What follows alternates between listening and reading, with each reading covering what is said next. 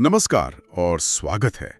आज हम एक ऐसे विषय में गहराई से बात करने वाले हैं जो शायद हम सभी के लिए बहुत बहुत जाना पहचाना है। Over thinking. हाँ, ओवर थिंकिंग मतलब किसी एक ख्याल में अटक जाना और बस सोचते ही रहना। बिल्कुल, एक ऐसी मानसिक स्थिति जहां दिमाग का पहिया घूमता तो बहुत तेजी से है, लेकिन गाड़ी आगे नहीं बढ़ती। क्या बात कही है। और इसी पर बात करने के लिए हमारे पास आज जो स्रोत है वो अपने आप में एक पहेली जैसा है। ये एक किताब है, the scientific architecture of over thinking. अच्छा, लेकिन हम पूरी किताब नहीं, सिर्फ उसके एक अध्याय का शीर्षक देख रहे हैं। सिर्फ शीर्षक? हाँ, सिर्फ शीर्षक। और वो है ओवर थिंकिंग का असली कारण, साइंस प्रूफ। वाओ, ये शीर्षक सिर्फ जानकारी नहीं दे रहा है, ये तो एक दावा कर रहा है, एक बहुत बड़ा दावा। बिल्कुल। तो आज हमारी कोशिश यही रहेगी कि हम इस शीर्षक को एक लेंस की तरह इस्तेमाल करें। हम सिर्फ शब्दों का विश्लेषण नहीं करेंगे, बल्कि ये समझने की कोशिश करेंगे कि ये शीर्षक ओवर थिंकिंग के बारे में कौन सी गहरी बातें बता रहा है। मतलब एक तरह से शीर्षक के आधार पर पूरे अध्याय के तर्क को रिवर्स इंजीनियर करने की कोशिश। एग्जैक्टली। देखते हैं ये हमें कहाँ ले जाता है। ये दिलचस्प होगा, क्योंकि कभी-कभी किसी समस्या को कैसे प्रस्तुत किया जाता है, ये समाधान से ज्यादा महत्वपूर्ण होता है। और ये शीर्षक ये समस्या को एक बहुत ही खास तरीके से हमारे सामने रखता है। तो चलिए शुरू करते हैं। पहला शब्द जो ध्यान खींचता है वो है आर्किटेक्चर। जब मैंने पहली बार पढ़ा ओवर थिंकिंग का आर्किटेक्चर, तो सच कहूं मुझे लगा कि ये शब्द इसे जरूरत से ज्यादा जटिल बना रहा है। हाँ, ये एक स्वाभाविक प्रतिक्रिया है। लेकिन अगर हम गहराई से सोचें तो आर्किटेक्चर शब्द असल में हमें एक तरह से ताकत देता है। ताकत? वो कैसे? देखिए, बायोलॉजी या साइकोलॉजी जैसे शब्द हमें एक तरह की प्रक्रिया की ओर ले जाते हैं जो हमें लगता है कि हमारे नियंत्रण से बाहर है। हाँ, सही बात है। लेकिन आर्किटेक्चर का मतलब है एक डिजाइन, एक संरचना। और अगर किसी चीज का डिजाइन है तो उसे समझा जा सकता है। हाँ, उसका ब्लूप्रिंट पढ़ा जा सकता है। अच्छा, मतलब ये कोई दिमागी गड़बड़ी या कोई केमिकल लोचा नहीं, बल्कि एक सिस्टम है, एक सोची समझी व्यवस्था, भले ही उसका नतीजा हमारे लिए तकलीफदेह हो। बिल्कुल। और ये हमें ओवर थिंकिंग को एक व्यक्तिगत विफलता या बुरी आदत के तौर पे देखने से भी रोकता है। आप किसी इमारत के डिजाइन के लिए खुद को दोष नहीं देते, आप बस ये समझने की कोशिश करते हैं कि ये बना कैसे है। ये आर्किटेक्चर शायद हमारे विकास के क्रम में किसी उद्देश्य से बना हो, जैसे खतरों का पहले से अंदाजा लगाना। हाँ, या सामाजिक स्थितियों को समझना। हाँ। लेकिन आज की दुनिया में वही सिस्टम ओवर एक्टिवेट हो गया। मैं इस बात से पूरी तरह सहमत हूँ। मैं खुद कई बार इस जाल में फंसा हूँ, जहाँ मैं किसी छोटी सी बात, जैसे किसी के भेजे हुए मैसेज का मतलब निकालते निकालते पूरी रात जागता रहा। ये बहुत आम है। ये आर्किटेक्चर वाली बात सुनकर मुझे लग रहा है कि मैं सिर्फ एक कमरे में चक्कर काट रहा था, जबकि असली समस्या तो शायद घर की नींव में थी। और यही इस नजरिए की खूबसूरती है। ये हमें कमरे की दीवारों पर रंग बदलने के बजाय नींव की जांच करने के लिए प्रेरित करता है, लक्षणों से हटाकर सिस्टम की ओर ले जाता है। ठीक है, तो ये एक सिस्टम है, एक आर्किटेक्चर। लेकिन फिर लेखक एक और बड़ा दावा करते हैं जो मुझे थोड़ा विरोधाभासी लगा। अच्छा? वो कहते हैं कि इस जटिल इमारत का एक असली कारण है। मतलब एक पूरा आर्किटेक्चर और कारण सिर्फ एक। ये कैसे हो सकता है? हाँ, यहीं पर ये शीर्षक और भी दिलचस्प हो जाता है। असली कारण का वादा ये आज की दुनिया में किसी जादू की तरह काम करता है। जादू की तरह? हमारे पास हर विषय पर इतनी जानकारी है, इतने विचार हैं, इतनी राय हैं कि हम थक जाते हैं। ऐसे में जब कोई कहता है इन सब शोर को भूल जाओ, असली वजह तो बस एक है, तो हमें बहुत राहत मिलती है। हाँ, एक शॉर्टकट जैसा लगता है। बिल्कुल, ये जटिलता से बाहर निकलने का एक शॉर्टकट लगता है। मतलब ये हमें एक उम्मीद देता है कि समस्या को ठीक करने के लिए हमें 100 अलग-अलग चीजें करने की जरूरत नहीं, बस उस एक मुख्य स्विच को बंद करना है। सही। लेकिन अगर हमें अंदाजा लगाना हो कि ये असली कारण क्या हो सकता है जिसके बारे में लेखक बात कर रहे हैं, तो मनोविज्ञान में एक बहुत मजबूत उम्मीदवार है। वो क्या है? अनिश्चितता को बर्दाश्त न कर पाना, इंटॉलरेंस ऑफ अनसर्टेनिटी। ये वो फाउंडेशनल पिलर है जिस पर चिंता और ओवरथिंकिंग की पूरी इमारत खड़ी होती है। अनिश्चितता को बर्दाश्त न कर पाना, इसे थोड़ा और समझाएंगी? ये उस खाली जगह को भरने के लिए बेचैन हो जाता है।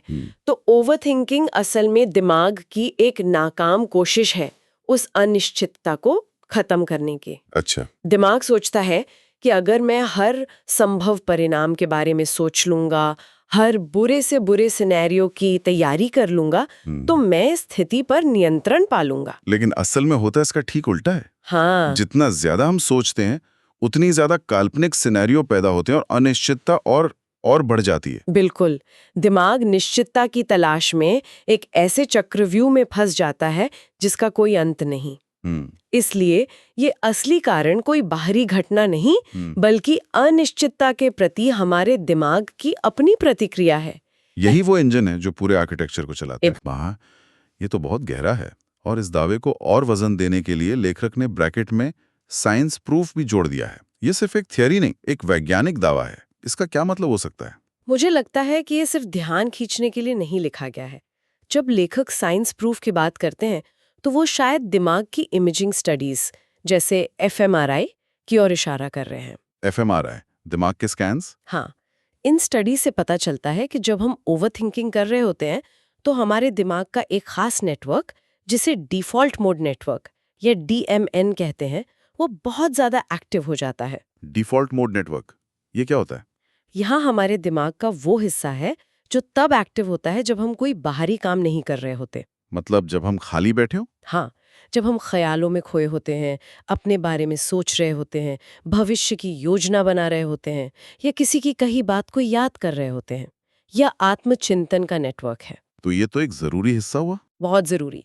लेकिन ओवरथिंकिंग में ये नेटवर्क एक लूप में फंस जाता है। एक लूप में? हाँ, ये एक ही कहानी को बार बार दोहराता है बिना किसी नतीजे पर पहुंचे। तो जो साइंटिफिक आर्किटेक्चर की बात हो रही है, उसका भौतिक न्यूरोलॉजिकल नक्शा यही डिफॉल्ट मोड नेटवर्क हो सकता है। अच्छा। तो साइंस प्रूफ का मतलब है कि हम इस आर्किटेक्चर को दिमाग में काम करते हुए देख सकते हैं। ये कोई काल्पनिक विचार नहीं है, ये एक वास्तविक न्यूरोलॉजिकल प्रक्रिया है। तो अगर हम इन सबको जोड़कर देखें, एक आर्किटेक्चर है जो शायद हमारे दिमाग का डिफॉल्ट मोड नेटवर्क है। उसका एक असली कारण ये ट्रिगर है जो अनिश्चितता से नफरत है। हाँ, और ये सब साइंस प्रूव्ड है, जैसे हम दिमाग की स्कैनिंग में देख सकते हैं। क्या हम इसे किसी आम रोजमर्रा के उदाहरण पर लागू करके देख सकते हैं? जरूर। मान लीजिए आपने किसी जरूरी काम के लिए एक ईमेल भेजा है। हाँ। और आपको जवाब का इंतजार है। अब देखिए ये पूरा सिस्टम कैसे काम करता है। सबसे पहले आती है अनिश्चितता। पता नहीं जवाब क्या आएगा, क्या उन्हें मेरा ईमेल पसंद आया, कहीं मैंने कुछ गलत तो नहीं लिख दिया। ये है वो असली कारण जो सिस्टम को चालू करता है। ठीक है, ट्रिगर दब गया। इसके बाद आपका आर्किटेक्चर यानी डिफॉल्ट मोड नेटवर्क एक्टिवेट हो जाता है। ये उस खालीपन को भरने के लिए काम पर लग जाता है। कैसे? ये आपके भेजे हुए ईमेल को बार बार पढ़ेगा, हर शब्द का विश्लेषण करेगा, फिर ये अतीत में जाएगा। पिछली बार भी ऐसा ही हुआ था। और फिर भविष्य में? हाँ, फिर ये भविष्य में जाएगा। अगर जवाब अच्छा नहीं आया तो क्या होगा? ये अलग अलग काल्पनिक बातचीत तैयार करेगा। और ये सब दिमाग में चल रहा है जबकि असल दुनिया में शायद दूसरा व्यक्ति बस अपने काम में व्यस्त हो। बिल्कुल। दिमाग अनिश्चितता को हल करने की कोशिश में और ज्यादा सोचना शुरू कर देता है, लेकिन हर नया ख्याल एक नया सवाल और एक नई अनिश्चितता पैदा करता है। शायद मुझे एक और ईमेल भेज देना चाहिए। हाँ, नहीं, उससे मैं उतावला लगूंगा, या शायद उन्हें मेरा आइडिया ही पसंद नहीं आया। ये लूप तब तक चलता रहता है जब तक आप पूरी तरह से थक नहीं जाते या कोई बाहरी चीज आपका ध्यान नहीं भटका देती। ये है ओवरथिंकिंग का आर्किटेक्चर एक्शन में। ये उदाहरण इससे बहुत बहुत साफ कर देता है। ये समझना कि ये एक ऑटोमेटिक सिस्टम है जो एक खास ट्रिगर से शुरू होता है, ये अपने आप में बहुत राहत देने वाला है। इसका मतलब है कि समस्या मुझ में नहीं बल्कि मेरे दिमाग के काम करने के तरीके में है, उसके डिजाइन में है। और अगर हम डिजाइन को समझते हैं तो हम उसे प्रभावित करने के तरीके भी खोज सकते हैं। कैसे? जैसे लक्षणों से लड़ने के बजाय, यानी हर एक चिंताजनक ख्याल से लड़ने के बजाय, हम सीधे उस असली कारण पर काम कर सकते हैं। यानी अनिश्चितता के साथ सहज होना सीखना। एग्जैक्टली। तो अगर हम आज की चर्चा का सार निकालें तो ये वाकई कमाल का है।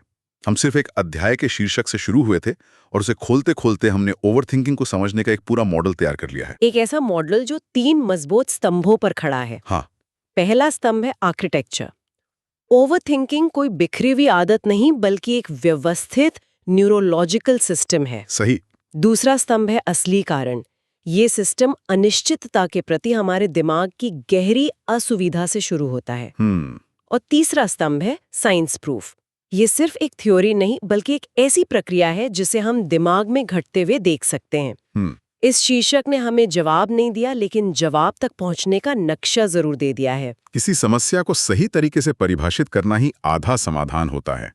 इस शीर्षक ने हमारे लिए वही किया है। लेकिन मैं श्रोताओं के लिए एक अंतिम विचार छोड़ना चाहूंगी जो शायद उन्हें थोड़ा और सोचने पर मजबूर करे। जरूर। हमने देखा कि ये स्रोत एक साइंस प्रूफ कारण का वादा करता है जो हमें एक निश्चित और ठोस जवाब की उम्मीद देता है। ये बहुत आकर्षक है। हाँ है तो, लेकिन यहाँ एक उत्तेजक सवाल ये है, जब हम ओवरथिंकिंग जैसे गहरे मानवीय अनुभव के लिए किसी एक वैज्ञानिक कारण की तलाश करते हैं, तो कहीं हम कुछ और तो नहीं नजरअंदाज कर रहे हैं? जैसे कि क्या असली आर्किटेक्चर सिर्फ न्यूरोलॉजिकल ही है, या ये व्यक्तिगत, सांस्कृतिक और दार्शनिक भी है? क्या हमारे समाज की कहानियां, सफलता और असफलता के हमारे पैमाने और हमारे जीवन के अर्थ की तलाश भी इस आर्किटेक्चर का हिस्सा नहीं है? ये तो एक बहुत बड़ा सवाल है। और सबसे दिलचस्प सवाल, हर चीज का एक निश्चित असली कारण खोजने की ये अथक और जुनूनी कोशिश, क्या ये अपने आप में ओवरथिंकिंग का ही एक और रूप नहीं है? वाह! क्या हम जवाब खोजने के लिए भी ओवरथिंक कर रहे हैं?